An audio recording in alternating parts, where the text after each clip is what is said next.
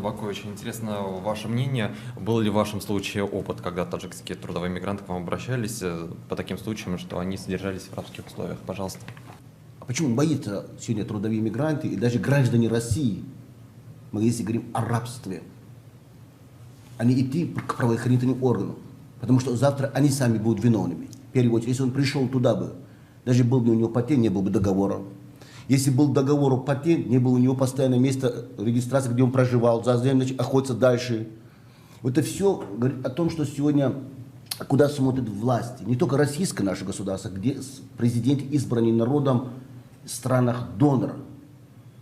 Люди находятся в рабстве. Это как, понимаете, слово рабство, когда, если вы считаете, что вот цепь привязана к вашей ноге, нет. Рабство, когда вам зарплаты не дают, вас обманывают, собирают ваши паспорта, вы не можете идти к правоохранительным органам. Это миллионы и миллионы граждан сегодня нуждаются в помощи общественным организациям, а у нас 14 года в российском нашем государстве пошли, так называем так, зачем нужны нам общественные организации, зачем нужны национальные диаспоры. А наши пришли трудиться здесь, они женятся, у них рождаются дети, потом их депортируют, русская женщина остается здесь с 2 детьми, он брошен в Таджикистане. Это разве их дети уже не стали рабами? Потому что женщина русская, которая мечтала выйти замуж и детей, и в этом нет возможности оказать помощь в домашнем очаге. Вот и все факты рабства, когда мы начали говорить и о вербовке граждан в места скоплений, и все эти места скоплений, оказывается, давным-давно, еще в 1991 году, приватизированы зарубежными инвесторами.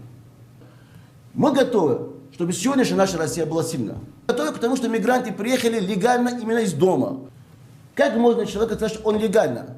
Когда Федеральная миграционная служба, сейчас его нету, зарегистрировала человека по тому адресу, где его устраивают. Но утром его отправляют, где он живет в этой квартире, его депортируют. Он не живет по этому адресу. Почему не можем бороться? Хорошо, с амнистией у нас не получается. Но хотя этого надо убрать. Где хочет, пускай там живет. Он заплатит каждый месяц деньги же. Поэтому количество пострадавших у нас, касается рабов, я называю каждый 10-й гражданин Таджикистана, сегодня же находясь в России, находится в рабских условиях. Никто им не помогает. Они хотят жить в России. Если Россия нуждается в трудовых мигрантов, то давайте так думаем. Или наше население российское готово поднимать экономику Россию, строить, делать, или будем, соответственно, обращаться к тем странам-донорам, ну, с учетом, чтобы их права не были ущемлены. Пока я вижу ущемление прав. При этом на содержание только одного мигранта в месяц затрачивается 23 тысячи рублей.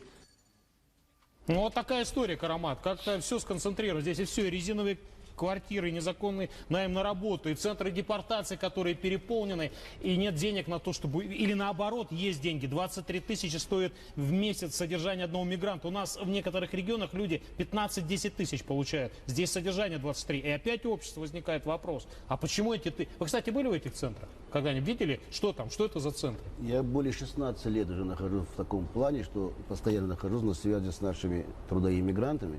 И на уровень Федерации мигрантов в России. Вступление господина прокурора, я думаю, что он мог это все сказать еще 10 лет назад. Он мог говорить 15 лет назад. А что от этого изменилось? Резервные квартиры были, они останутся. А участкового надо кормить. Сотрудника полиции надо кормить. Работодатели почему не озвучено? А кто совершал преступление? В первую очередь работодатель совершил. Кто убрал на работу его? Практически находятся мигранты в зоне риска. Зона риска в том, что когда работодатель знает, что ему полный бюджет, который выделяется деньги на строительство того или иного садика или школу, он получает 50%. На это 50% должен он строить и платить зарплату трудовым мигрантам. Он не будет делать. Далее то, что касается вопроса учебы или обучения детей мигрантов. Да. Они нужны для России будущего. Обратите внимание на самое главное. Республика Средней Азии является сегодня главным звеном трудовых мигрантов. Если сегодня объединяется Таджикистан, Узбекистан, Киргизия, в том числе Туркмения, без Казахстана, в России не будет ни одного мигранта. Достаточно между ними не было границы. Но сегодня Россия без трудовых мигрантов, даже сегодня объявите, что через 5 лет в России не будет одного мигранта. Мы найдем ресурс? Конечно, не найдем. А как по-другому это можно посмотреть? И руководство страны прекрасно знает, что без трудовых мигрантов, а тем более им мы не платим зарплату. Михаил Галустян и Валерий Магдьяш должны ответить за все. Идиоты! Этого требует председатель общественного движения «Таджикские трудовые мигранты» Карамат Шарипов. они должны быть наказаны, и они должны быть стать перед судом Российской Федерации.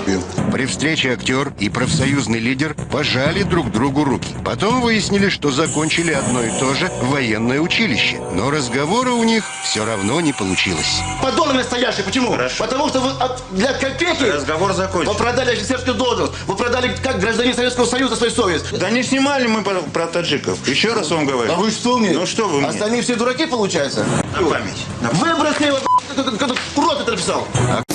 وطن بر جلال و بشانت قسم با پاکی رودی روانت قسم با کوه و با دشت و با دامانی تو با مرغی بلند آشیانت قسم کی جان و تنم را فدایت کنم همه هستیم را با پایت کنم کی جان و تنم را فدایت کنم همه هستیم را با پایت کنم قسم قسم بنامت قسم ای وطن.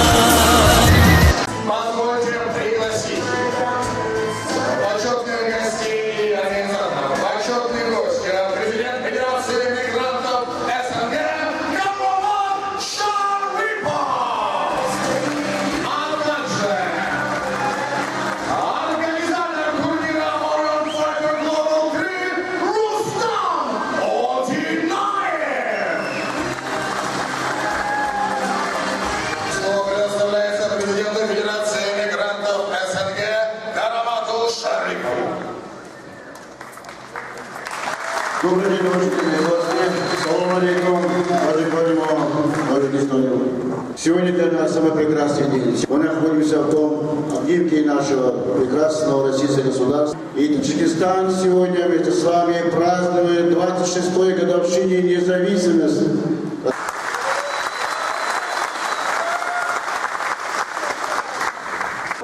Огромное спасибо рядом со мной стоит уважаемый Одинаев, Рустаму, который старается делать в регионах и в столице, и думаю, дальнейшее прекрасно вперед. Успехов вам, удачи, благополучия. Самое главное, не болейте, будьте здоровы. Спорт – это вклад для того, чтобы в будущем почувствовал наш народ, что имеет успехов, имеет, соответственно, в будущем сегодня показать лицо именно таджика.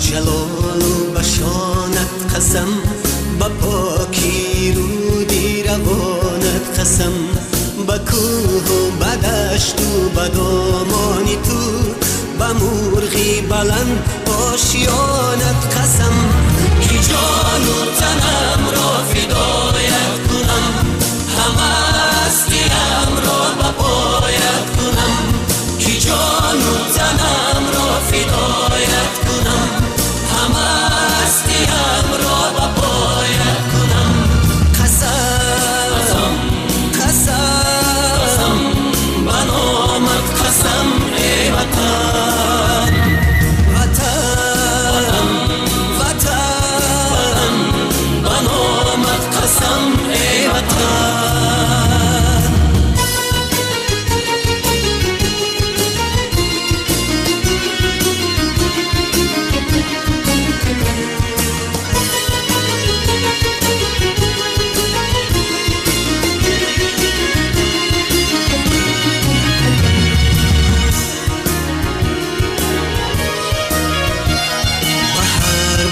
تاریخی زرین تو به نام آورانی زمانت قسم به ختلان و بلخ و بدخشان تو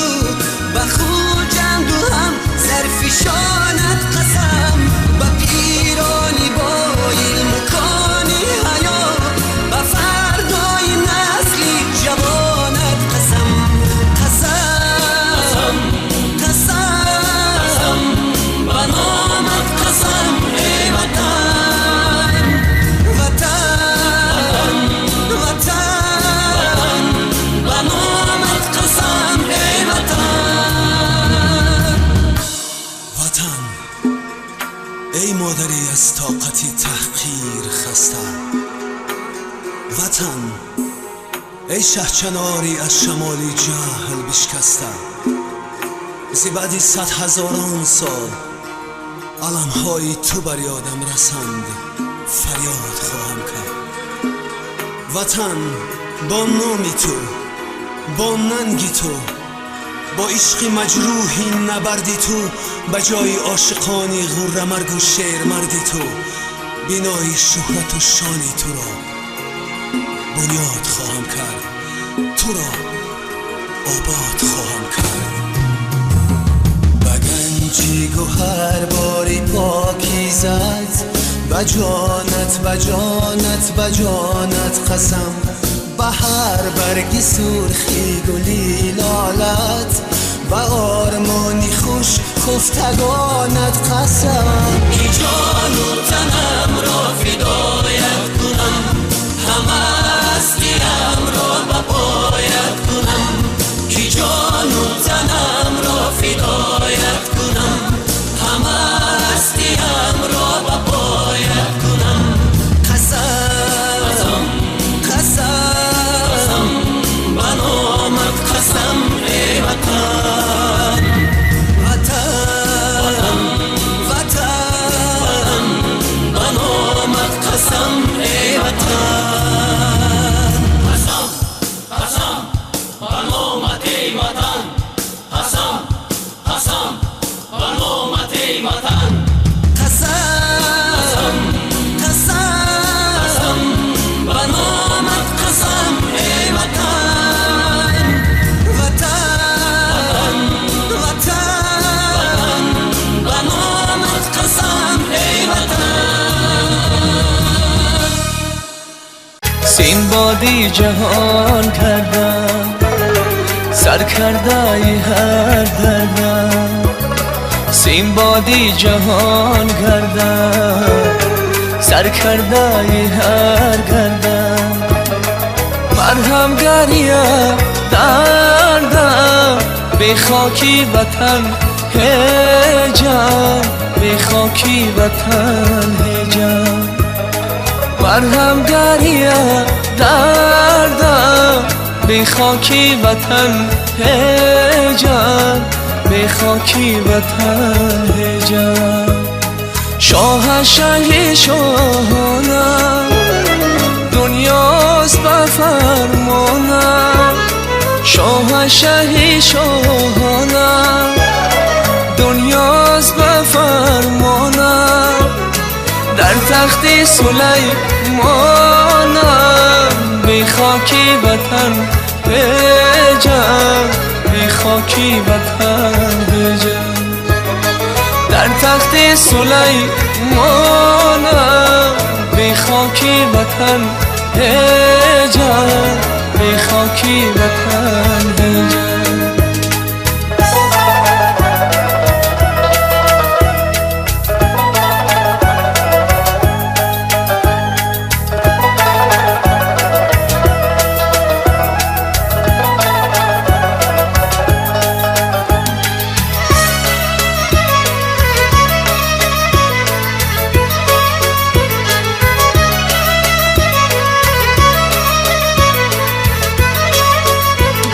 سینایی درو بینم، سعدی خوشاهینم. سینایی درو بینم، سعدی خوشاهینم. گر اینم و گر آنم، به خاکی وطن هجم، به خاکی وطن هجم. گر اینم و گر آنم، به خاکی وطن هجم، به خاکی وطن هجم. گر حاکمی کیهانم، در پاگهی از دانم. گر حاکمی کیهانم، در پاگهی از دانم. پیغمبری قرآنم، بی خاکی وطن هجم، بی بی خاکی وطن هجان پیغمبری قربانم بی خاکی وطن هجان بی خاکی وطن هجان بی خاکی وطن هجان بی خاکی وطن هجان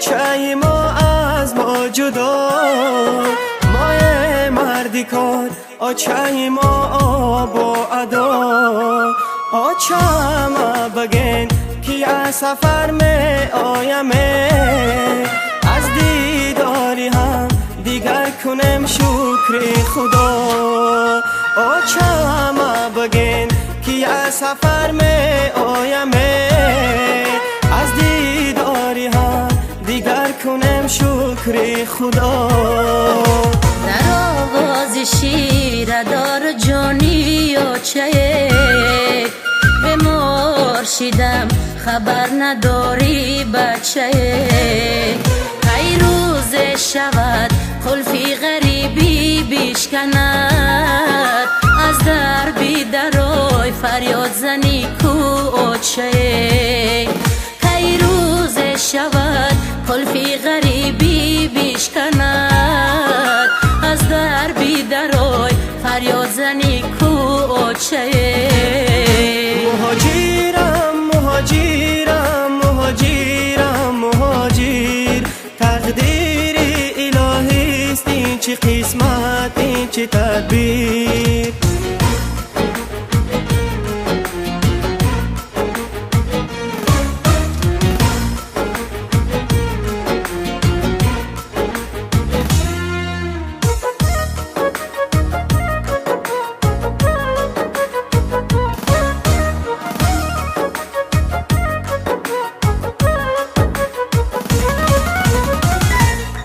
ای آچه دل سخته زردابی جگر مری همه دیگر از تو مری تو دیگر دور از تو غریب و مردی کارم امروز دل سینه کباب از تو جگر لخچه تر دور از تو غریب و مردی کارم امروز دل سینه کباب از تو جگر لخچه تر در سرکی دسترخوان جایت خالیه ای بچه مردی کار چی حال داریه با گردنی کج سوی حولی می نگرم نصیبه تو مانده کی می آیه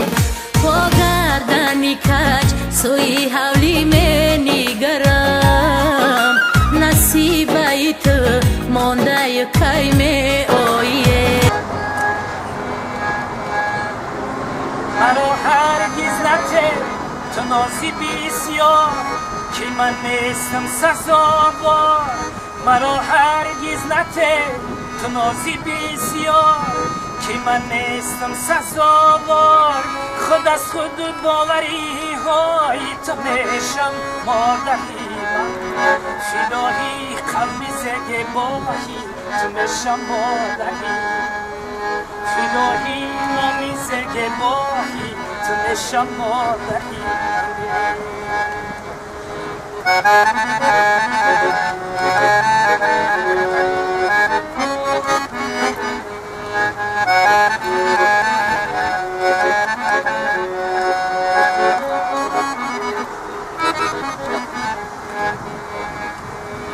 با من گویا بیا مال بخانه مرا صدها بخانه با من گویا بیا مال بخانه مرا صدها بخانه خود از خود باوری های تو میشم مادری من فدایی قلبی زگه باهی تو میشم مادری فدایی چشمی زگه باهی تو میشم مادری فدایی نامی زگه باهی تو میشم مادری فدایی موی زگه باهی تو میشم مادری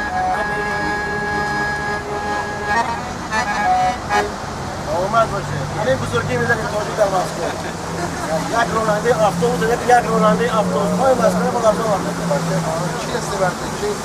اسمتی مادر هم بخش خدا در